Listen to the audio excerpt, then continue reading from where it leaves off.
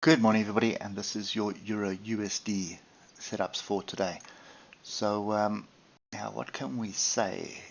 We're not really respecting any of the structure or the levels.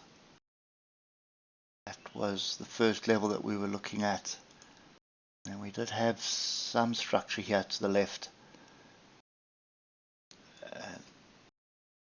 This little pin bar here is basically the area that price did adhere to.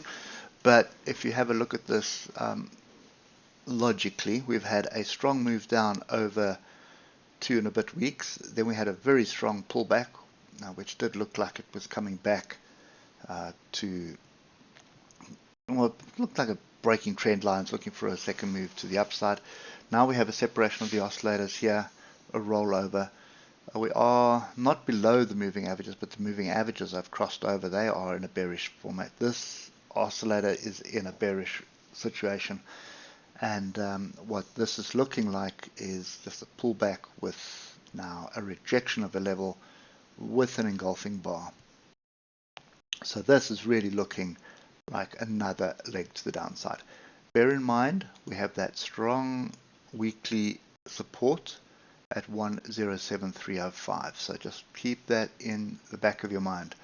Now, as you start drilling through the time frames, you can see cross over the moving averages above the 150 as we looked at yesterday, looking for a pullback onto structure for a continuation to the upside. That could very well still be the case on the 3-hour, that is.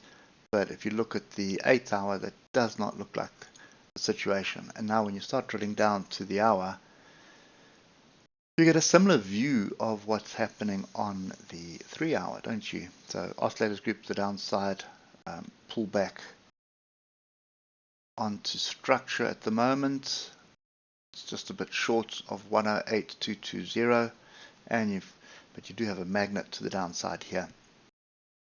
So just based on what's going on the indexes and the noise around the Feds and non-farm payrolls today, I have a very strong sneaky suspicion that the dollar is going to strengthen, which means this is heading down.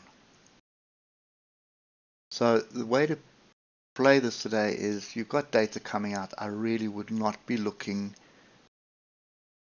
at anything during the data release, and definitely not leading up the data. So in other words, just leave it alone until the data comes out. But what we're looking for is a rejection.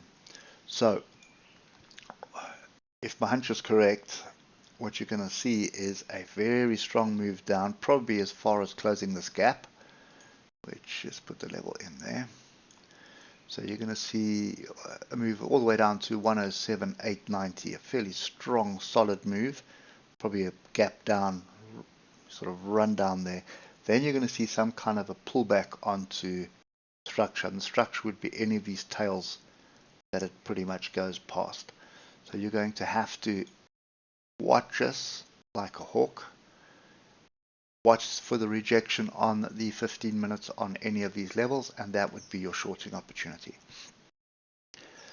If this surprises us, in other words, it's actually a trap that's been set for everybody, then the reverse is going to happen. You're going to see us rally hard to the upside.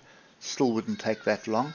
I would wait for the pullback onto structure, and as soon as you start getting an inside bar, engulfing bar, or pin bar on the level, that is the point when I would take the long. But my bet is on a move to the downside. There's too many signals that somebody knows that something is going on, or somebody knows what is going to happen and has already placed their bets. So that's kind of my view for today. Really just sit on hands, wait for the data, and then watch for the rejection of any of the structure I've given you. Hope it helps, and we'll catch up with you on Monday. Cheers for now.